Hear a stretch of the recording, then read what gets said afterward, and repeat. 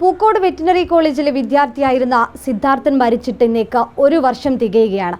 പക്ഷേ ഈ ഒരു വർഷം തികയുമ്പോൾ കോട്ടയത്ത് നിന്ന് കേൾക്കുന്ന വാർത്ത അതിഭീകരമായ മറ്റൊരു റാഗിങ്ങിൻ്റെയാണ്. കൃത്യത്തിൽ സിദ്ധാർത്ഥൻ്റെ അമ്മയും അച്ഛനുമാണ് നമ്മളോടൊപ്പം ചേരുന്നത്. സിദ്ധാർത്ഥന് നീതി കിട്ടിയെന്ന് തോന്നുന്നുണ്ട്? ഇല്ല, നീതി നമുക്ക് ആദ്യം മുതലേ കിട്ടിയിട്ടില്ല. ആ നീതി കിട്ടിയെന്ന് നമുക്ക് ഒരിക്കലും പറയാൻ പറ്റില്ല. ആദ്യം മുതലേ ഈ സർക്കാർ എടുത്ത സമീപനം അത് തന്നെ നോക്കിക്കഴിഞ്ഞാൽ അറിയാം നീതി കിട്ടിയിട്ടില്ല എന്ന്. ആ കൊലപാതകികളെ കൊണ്ട് സംരക്ഷിക്കാൻ വേണ്ടി ആദ്യം കൊണ്ടുപോയത് ആരാ? ഈ യൂണിറ്റ് പ്രസിഡൻ്റായ SFI യൂണിറ്റ് പ്രസിഡൻ്റായ അരുണിനെ കൊണ്ട് സംരക്ഷിക്കാനായിട്ട് കൊണ്ടുപോയി സംരക്ഷിച്ചു കൊണ്ട് മജിസ്ട്രേറ്റിൻ്റെ വീട്ടിൽ കൊണ്ടുപോയത് അവിടുത്തെ ഒരു പഴയ MLA, ഇടതുപക്ഷത്തിൻ്റെ MLAയും പഴയ ജില്ലാ സെക്രട്ടറിയുമായിരുന്ന ശശീന്ദ്രനാണ്. അപ്പോൾ ആദ്യം സ്റ്റാർട്ടിങ് അതിൽ നിന്ന് തന്നെ നമുക്ക് മനസ്സിലായി ഇത് നീതി കിട്ടില്ല എന്ന്. രണ്ടാമത് ലോക്കൽ പോലീസിന് അന്വേഷണം കൊടുത്തു. അവിടെയും നമുക്ക് മനസ്സിലായി അവരെ സംരക്ഷിക്കേണ്ട രീതി നല്ല രീതിയിൽ മനസ്സിലായി. അതുകൊണ്ട് നമ്മൾ CBI അന്വേഷണത്തിന് വേണ്ടിയിട്ട് മുറവിൽ കൂട്ടി. CBI അന്വേഷണം പറഞ്ഞു. ആ അന്വേഷണം എത്രത്തോളം അവർ ലേറ്റാക്കി വയ്ക്കാൻ പറ്റുമോ അത്രത്തോളം ലേറ്റാക്കി വെച്ചു. എന്തുകൊണ്ട് ലേറ്റാക്കിയെന്ന് നമ്മളതിനെ ചോദ്യം ചെയ്തു. ചോദ്യം ചെയ്തപ്പോൾ പറഞ്ഞു അത് ചെറിയ മിസ്റ്റേക്ക് പറ്റിപ്പോയി ഉദ്യോഗസ്ഥർക്ക്. അതുകൊണ്ടാണ് അതിന് പേപ്പർ അയക്കാൻ പറ്റാത്തത്. അത് ഡൽഹിയിൽ അയക്കേണ്ട പേപ്പർ കൊച്ചിയിൽ അയച്ചു. വീണ്ടും ചോദ്യം ചെയ്തു. ഇതുപോലുള്ള മാധ്യമങ്ങളും എല്ലാവരും ചാനലുകൾ എല്ലാവരും ഇറങ്ങിയിട്ട് അതിനെ ചോദ്യം ചെയ്തു, ഞാൻ ഉൾപ്പെടെയല്ല. അപ്പോൾ പെട്ടെന്ന് അവർക്ക് രക്ഷപ്പെടാൻ വേണ്ടിയിട്ട് 2 ഉദ്യോഗസ്ഥരെ സസ്പെൻഡ് ചെയ്തു. ഇവരെ കുറ്റം കൊണ്ടാണ് സംഭവിച്ചത്. അവരെ കുറ്റം കൊണ്ടല്ല, മനഃപൂർവ്വം ലേറ്റാക്കിയത്. അവർക്ക് ഈ ഒരു 10-20 ദിവസം ലേറ്റായി കിട്ടിക്കഴിഞ്ഞാലേ അവർക്ക് എല്ലാ തെളിവുകളും നശിപ്പിക്കാൻ പറ്റുള്ളൂ. പ്രത്യേകിച്ച് ഡിജിറ്റൽ തെളിവ് ഉൾപ്പെടെ നശിപ്പിക്കാൻ പറ്റുള്ളൂ. അത് നശിപ്പിച്ച് സേഫ് ആണെന്ന് അറിഞ്ഞപ്പോൾ അവർ പേപ്പർ ഡൽഹിയിൽ കൊടുത്തു. അതിൽ നിന്ന് തന്നെ നമുക്ക് മനസ്സിലായി നീതി കിട്ടിയിട്ടില്ല. പിന്നെ ഇപ്പോഴുള്ള റിപ്പോർട്ടും കാര്യങ്ങളും അന്വേഷണ റിപ്പോർട്ട് കൊടുത്തു എന്ന് പറയുന്നു, CBI കൊടുത്തു എന്ന് പറയുന്നു. പിന്നെ അന്വേഷണം പിന്നെ പൂർണ്ണമായി അവസാനിപ്പിച്ചിട്ടില്ല, നടക്കുന്നെന്നും പറയുന്നു. ഏതായാലും ശരി, സെൻട്രൽ ഏജൻസിയാണ് നടത്തുന്നത്. ഇപ്പോൾ ഞാൻ നീതി കിട്ടിയോ കിട്ടിയില്ലയോ എന്ന് ഞാനിപ്പം പറയുന്നില്ല. കാരണം എന്ന് പറഞ്ഞാൽ കോടതിയിലെ പരിഗണനയിലുള്ളതാണ്. കോടതിയിൽ നിന്ന് നമുക്കൊരു ഒരു വിധി, മാതൃകാപരമായിട്ടുള്ള വിധി, കൊലയാളികൾക്ക് കൊടുക്കേണ്ട, കൊലക്കുറ്റത്തിന് കൊടുക്കേണ്ട ഒരു വിധി വരികയാണെങ്കിൽ ഉറപ്പായിട്ടും ഞാൻ പറയും അത് എനിക്ക് നീതി കിട്ടിയിട്ടുണ്ടെന്ന്. ഇതുവരെയ്ക്കും കിട്ടിയത് നീതിയല്ല. അല്ലാന്നുണ്ടെങ്കിൽ ഇവർക്ക് ജാമ്യം കിട്ടേണ്ട ഒന്നാമത്തെ കാര്യം. കോടതിയെ തെറ്റിദ്ധരിപ്പിച്ചിട്ട് തന്നെ ഇവർ ജാമ്യം വാങ്ങി. ഇത്രയും വിദ്യാർത്ഥികളാണ്. ആ ഒരു പോസ്റ്റ്മോർട്ടം റിപ്പോർട്ട് തന്നെ വായിച്ചു കഴിഞ്ഞാൽ ഒരു സാധാരണക്കാരന് പോലും സഹിക്കാൻ പറ്റാത്ത ഒരു റിപ്പോർട്ടാണ്. ഈ വിദ്യാർത്ഥികളെല്ലാം അതിൽ ഇൻവോൾവ് ആണ് എന്ന് കറക്റ്റായിട്ട് ആൻറ്റി റാഗിങ് സ്ക്വാഡ് ഉൾപ്പെടെ പറഞ്ഞിട്ടുണ്ട്. വളരെ വ്യക്തമായി പറഞ്ഞിട്ടുണ്ട്. അന്വേഷണ റിപ്പോർട്ടിലും പറഞ്ഞിട്ടുണ്ട്. അതുപ്രകാരം ആൻറ്റി റാഗിങ് സ്ക്വാഡ് അവരെ സസ്പെൻഡ് ചെയ്തിട്ടുണ്ട്, ഡീബാർ ചെയ്തിട്ടുണ്ട്. ഇതെല്ലാം ഓവർകം ചെയ്തിട്ട് അവർക്കൊരു വിധി കൊടുക്കുക, എക്സാം എഴുതാൻ പറയുക, ജാമ്യം കൊടുക്കുക, അത് കഴിഞ്ഞിട്ട് അടുത്ത കോളേജിൽ ചേർക്കാനുള്ള വിധി വാങ്ങിയെടുക്കുക. അത് തെറ്റിദ്ധരിപ്പിച്ചിട്ടാണെങ്കിലും കോടതിയെ തെറ്റിദ്ധരിപ്പിച്ചിട്ടാണെങ്കിലും അങ്ങനൊരു വിധി സർക്കാർ ഇവർക്ക് നേടിക്കൊടുത്തപ്പോൾ അവിടെയും എനിക്ക് നീതി കിട്ടിയിട്ടില്ല.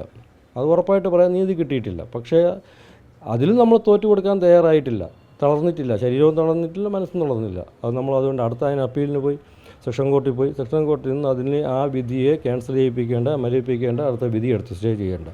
ഇപ്പോൾ വീണ്ടും കുട്ടികളെന്ന് ഒരിക്കലും പറയാൻ പാടില്ല. ആ ക്രിമിനലുകൾ വീണ്ടും പഴയ കണക്ക് തന്നെ ഡീബാറായി വെളിയിൽ നിൽക്കുക. എനിക്കിപ്പോഴും വിശ്വാസമുണ്ട്, വിധി വരട്ടെ, അല്ലെങ്കിൽ ട്രയൽ നടക്കട്ടെ, കോടതിയിൽ വാദവും പ്രതിവാദവും അങ്ങോട്ടും ഇങ്ങോട്ടും എല്ലാം നടക്കട്ടെ. അത് കഴിഞ്ഞിട്ട് ബഹുമാനപ്പെട്ട കോടതിക്ക് ബോധ്യമാവണം ഈ പോസ്റ്റ്മോർട്ടം റിപ്പോർട്ടും ഈ കാര്യങ്ങളും ബാക്കി എല്ലാ കാര്യങ്ങളും വെച്ചിട്ട് ഇവർ ചെയ്തത്, ഈ കുറ്റവാളികൾ ചെയ്തത് മൃഗീയമായ കൊലയാണെന്ന് അവർക്ക് ബോധ്യപ്പെടണം. ചിലപ്പോൾ CBIയിൽ അക്കമിട്ട് പറയില്ലായിരിക്കും മൃഗീയമായ കൊലയാണെന്ന്. ഞാൻ അന്വേഷിച്ചിടത്തോളം CBI റിപ്പോർട്ടിൽ പറയുന്നത് തൂങ്ങി മരണമാണ് സ്ഥിരീകരിച്ചിട്ടുണ്ട്. പക്ഷേ CBI ഒരിക്കലും ഒരിടത്തും പറഞ്ഞിട്ടില്ല അതൊരു ആത്മഹത്യയാണെന്ന്. തൂങ്ങി മരണമാണെന്ന് പറഞ്ഞിട്ടുണ്ട്. അതെങ്ങനെ പറയാൻ പറ്റുള്ളൂ? അത് തന്നെ മതി, അങ്ങനത്തെ ഒരു റിപ്പോർട്ട് തന്നെ മതി. അത് കോടതിക്ക് ബോധ്യമാവുകയാണെങ്കിൽ, മാതൃകാപരമായ ശിക്ഷ കൊടുക്കുകയാണെങ്കിൽ ഞാൻ ഉറപ്പായി പറയും നീതി കിട്ടിയിട്ടുണ്ടെന്ന്. അതല്ല മറിച്ചാണെങ്കിൽ വീണ്ടും ഞാൻ നീതിക്ക് വേണ്ടി പോരാടും. അത് ഉറപ്പായിട്ടാണ് ഞാൻ പ്രതിജ്ഞ എടുത്തിട്ടുള്ള കാര്യമാണ്. ഒരിക്കലും ഞാൻ പുറകിലോട്ട് പോകില്ല. ഇപ്പോഴും ഈ വിദ്യാർത്ഥികളായ പ്രതികളെ സംരക്ഷിക്കാനുള്ള ശ്രമം നടക്കുന്നുണ്ട് എന്നുള്ളതല്ലേ? അത് തീർച്ചയായിട്ടും നടക്കുന്നുണ്ട്. അവരെ ഒരു കാരണവശാലും ഇവർക്ക് വിട്ടുകൊടുക്കില്ല, ശിക്ഷ കൊടുക്കാനായിട്ട് വിട്ടുകൊടുക്കില്ല. അത് കാരണമെന്ന് പറഞ്ഞാൽ അതിൻ്റെ പ്രധാനപ്പെട്ട പ്രതികളെന്ന് പറഞ്ഞാൽ പൂക്കോട് വെറ്റിനറി കോളേജിലെ SFIയുടെ മെയിൻ ഭാരവാഹികളാണ്. അരുൺ എന്ന് പറയുന്നത് SFIയുടെ പ്രസിഡൻറ്റാണ്, യൂണിറ്റ് പ്രസിഡൻറ്റാണ്. അത് കഴിഞ്ഞിട്ട് അവിടുന്ന് ബാക്കിയുള്ള 5 പേര്, അഹമ്മദ് ഉസ്മാനും അഖിൽ അങ്ങനെ പറഞ്ഞ കുറച്ച് പേരെല്ലാം ഏറ്റവും വലിയ ഭാരവാഹികളാണ് കോളേജിലാണ്. ബാക്കിയുള്ള 12ഓളം ആൾക്കാർ SFIയുടെ പ്രവർത്തകരാണ്. ഇവരെ എങ്ങനെയെങ്കിലും സംരക്ഷിച്ചെടുക്കേണ്ടതെന്ന് പറഞ്ഞാൽ പ്രത്യേകിച്ച് ഇപ്പോഴുള്ള ഈ സർക്കാരിൻ്റെ ചുമതല. അത് ഒന്നാമത്തെ കാര്യം. രണ്ടാമത്തെ കാര്യം, ഇവരുടെ ഒരു കാര്യം എന്ന് പറഞ്ഞാൽ വേണ്ട, അവരുടെ പുതിയ ഇലക്ഷൻ വരാൻ പോകുന്നു, അവരുടെ കാര്യം എനിക്കറിയേണ്ട കാര്യമില്ല. ഇതിനു മുമ്പ് എങ്ങനെ പോയാലും ഈ ഇത്രയും പ്രതികളെ അവർക്ക് വെള്ളപൂശിയെടുക്കണം. ഇവരിത് ചെയ്തിട്ടില്ല എന്ന് പറയാനുള്ള അവരുടെ ഒരു ക്യാമ്പയിൻ ഇപ്പം തുടങ്ങിക്കൊണ്ടിരിക്കുക. ഞാൻ അറിഞ്ഞത് ഇവരുടെ ഒരു നല്ല ഒരു നെറ്റ്വർക്ക് എല്ലാ കോളേജിലും സ്കൂളിലും ഒരു നെറ്റ്വർക്ക് പ്രവർത്തിച്ചിട്ട് അങ്ങനെയല്ല സംഭവിച്ചത്, ഇങ്ങനെയാണ് സംഭവിച്ചതെന്ന് പറഞ്ഞിട്ട് സിദ്ധാർത്ഥൻ്റെ മേളിൽ നെഗറ്റീവ് ഇമേജ് എടുക്കാനായിട്ടുള്ള ഒരു ക്ലാസ് നടന്നുകൊണ്ടിരിക്കുക. ഞാൻ ഒരാഴ്ച മുമ്പ് അറിഞ്ഞു. അതുകൊണ്ട് ഞാൻ പറയുന്നത് ഇവരെ പ്രതികളെ ഇപ്പോഴും സംരക്ഷിക്കാനായിട്ട് ഒരു ഉറപ്പായിട്ടും നോക്കുക. അത് ഏറ്റവും വലിയ ഉദാഹരണം പ്രതികളായിട്ടുള്ള അസിസ്റ്റൻ്റ് വാർഡനും ഡീനും ഇത് ഇൻവോൾവ് ആയിട്ടുള്ള അവർ ഇപ്പോഴും സസ്പെൻഷനില്ല, കോടതിയിലെ പരിഗണനയിലുള്ള സസ്പെൻഷനില്ല. പക്ഷേ അവരെ പുറത്തെടുക്കാനായിട്ട് ഈ സച്ചിൻ ദേവ് MLA ഉൾപ്പെടെ സിൻഡിക്കേറ്റ് അംഗങ്ങൾ വളരെയേറെ ശക്തമായി ഒരു ദിവസം മുഴുവൻ ആ കോളേജ് സിൻഡിക്കേറ്റ് മീറ്റിങ്ങിൽ വാദിച്ചിട്ട് ഈ സച്ചിൻ ദേവ് MLA ഈ വാർഡനെയും അസിസ്റ്റൻ്റ് വാർഡനെയും, അതായത് നാരായണനെയും കാന്തനാഥനെയും തിരിച്ചെടുത്തേ പറ്റുള്ളൂ. ഇനി അവരെ സസ്പെൻഷൻ നിർത്താൻ പാടില്ല, കാരണം വന്നാൽ പാർട്ടി അനുഭാവിയാണ് എന്നുള്ള രീതിയിൽ അവർ നല്ല രീതിയിൽ അവിടെ ട്രൈ ചെയ്തു. അതവർ വിജയിച്ചു. പറഞ്ഞാൽ അവർ 16 അംഗങ്ങളോളം ഉണ്ടായിരുന്നു സിൻഡിക്കേറ്റിൽ, 12 അംഗങ്ങൾ പിന്താങ്ങി, 4 അംഗങ്ങളില്ല. അതിൽ അനുകൂലമായിട്ട് നിന്നിട്ടുള്ള 4 പേരെന്ന് പറഞ്ഞാൽ ഒന്ന് അവിടുത്തെ BC ഉണ്ടായിരുന്നു, പിന്നെ സിദ്ദീഖ് MLA ഉണ്ടായിരുന്നു. സിദ്ദീഖ് അദ്ദേഹം പറഞ്ഞതെന്ന് പറഞ്ഞാൽ കോടതിയിലെ പരിഗണനയിൽ ആയതുകൊണ്ട് അത് വരട്ടെ, വിധി വരട്ടെ എന്നിട്ട് നോക്കിയാൽ മതി. പക്ഷേ എന്തു പറയാം, 12 പേരിൽ വിധി ഭൂരിപക്ഷം അവരായതുകൊണ്ട് അത് അവർ ജയിച്ചു, എടുക്കണമെന്ന് തീരുമാനിച്ചു. പക്ഷേ അപ്പോഴും ഞാൻ ഇറങ്ങി, അത് പറ്റില്ല പാടില്ല എന്ന് പറഞ്ഞിട്ട് അടുത്ത വിധി ഞാൻ വാങ്ങിയെടുത്തു.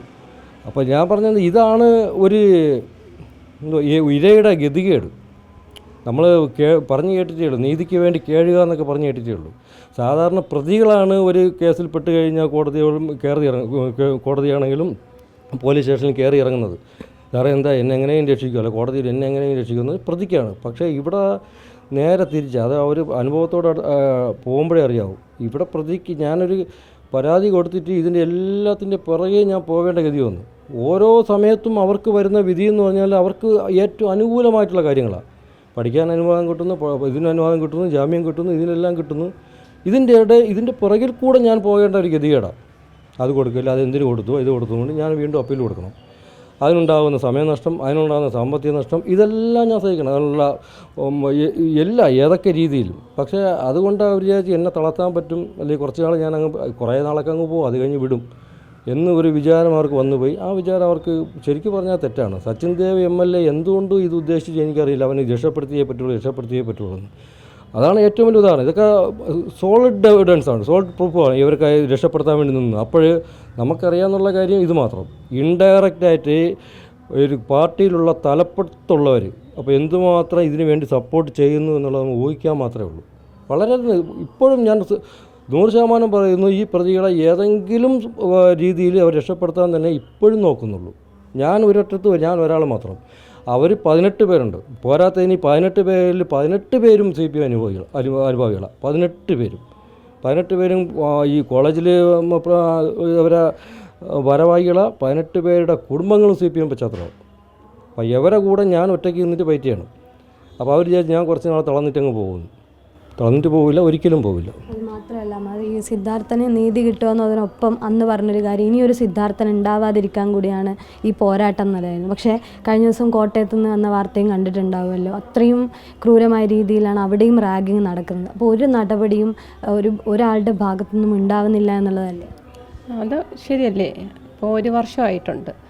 3 ദിവസം ഇപ്പോൾ നമ്മൾ കോട്ടയത്ത് കണ്ടതിനെ വെച്ച് നോക്കുമ്പോൾ അതിനേക്കാൾ എത്രയോ ഇരട്ടിയായിരിക്കണം. അത് നമുക്ക് ഊഹിക്കാവുന്നുള്ളതല്ലേ ഉള്ളൂ. അപ്പോൾ 3 ദിവസം ഇത്രയും ക്രൂരമായി ക്രൂരമായി റാഗ് ചെയ്ത് കൊല നടത്തിയവരെ 1 വർഷം തികയുന്നതിന് മുൻപേ അകത്ത് കയറി പഠിക്കാൻ സൗകര്യം ഏർപ്പെടുത്തി കൊടുക്കുകയാണെങ്കിൽ, അങ്ങനെ സംരക്ഷണം കൊടുക്കുകയാണെങ്കിൽ, അങ്ങനെ അല്ലെങ്കിൽ ആ ധൈര്യം കിട്ടുകയാണെങ്കിൽ, ഇതിനൊപ്പം കോട്ടയത്തെ കാര്യമല്ല, വേറെ എന്തായിരുന്നാലും ഏത് കോളേജിലായിരുന്നാലും നടക്കും. അതായത് 1 വർഷം ഞങ്ങൾ സഹിച്ചാൽ മതി, അതിനകത്ത് വെച്ച് ഞങ്ങൾക്ക് തിരികെ കയറാം, പരീക്ഷ എഴുതാം, അല്ലെങ്കിൽ ജാമ്യം കിട്ടും, പരീക്ഷ എഴുതാം, കോളേജിൽ തന്നെ തിരികെ കയറാം. അങ്ങനെയുള്ള ധൈര്യമാണ് കുട്ടികൾക്ക് വീണ്ടും വീണ്ടും ഇത് ചെയ്യാനുള്ള. അതൊരു സമൂഹത്തിന് എന്തോണം ഒരു സന്ദേശം, എന്തോന്നും സന്ദേശമാണ് കൊടുക്കുന്നത്, ധൈര്യമാണ് കൊടുക്കുന്നത്. ഇനി നിങ്ങൾ ചെയ്തോളൂ, ഞങ്ങൾ പിറകിലുണ്ട്. ഞങ്ങൾക്കിപ്പം പറയാൻ പറ്റുന്ന ഒരു കാര്യം, കോളേജ് പഠിപ്പിക്കുന്ന അധ്യാപകരെടുത്താണ്, അവിടെയുള്ള അധികൃതരെടുത്താണ്. നിങ്ങൾ പുതിയ വരുന്ന കുട്ടികളെ കൂടെ നിൽക്കുക, അവരുടെ എന്തൊക്കെ വിഷമങ്ങൾ അവരോട് ചോദിച്ച് മനസ്സിലാക്കുക. അല്ലാതെ റാഗ് ചെയ്യാൻ പോകുന്ന സീനിയേഴ്സും അവരുമായിട്ട് ഒരു ബന്ധം സ്ഥാപിക്കരുത്.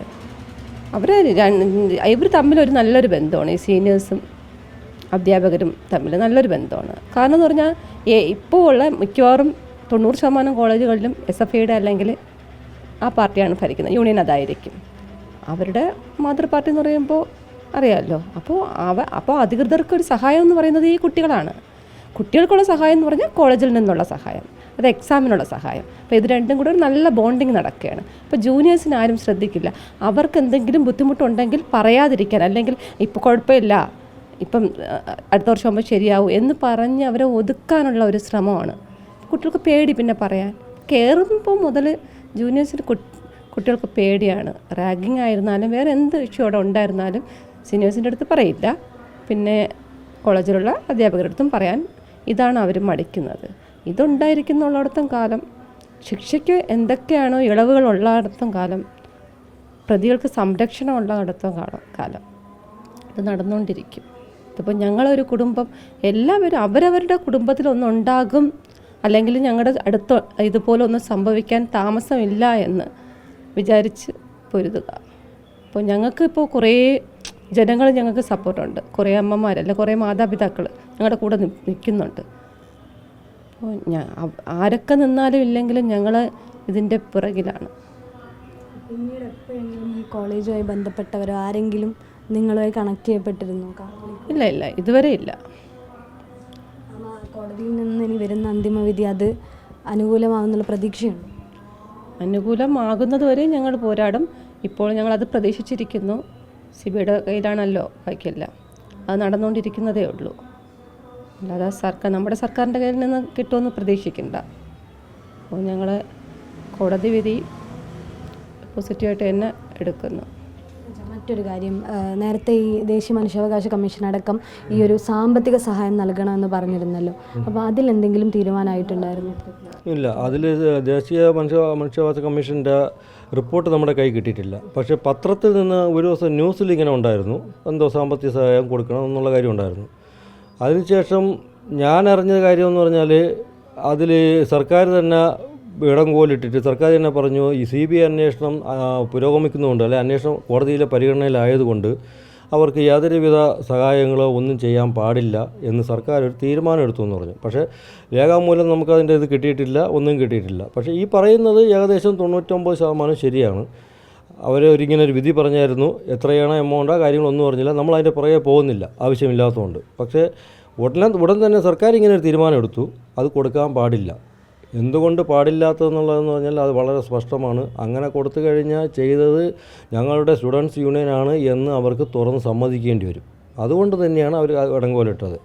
അത് അവർ എത്ര അറ്റം വരെ പോയിട്ടും അവരത് ഇടങ്കോലിടും. അത് നല്ലൊരു കാര്യം അവർ ചെയ്തത്. അതുകൊണ്ട് ആൾക്കാർക്ക് മനസ്സിലായി എന്താണ് സംഭവിക്കുന്നതെന്ന്. പക്ഷേ റിപ്പോർട്ട് നമ്മുടെ കയ്യിൽ കിട്ടിയിട്ടില്ല. കിട്ടുമ്പോൾ അത് കൃത്യമായിട്ട് അറിയാൻ പറ്റും എന്തൊക്കെയുണ്ടെന്നുള്ളത്.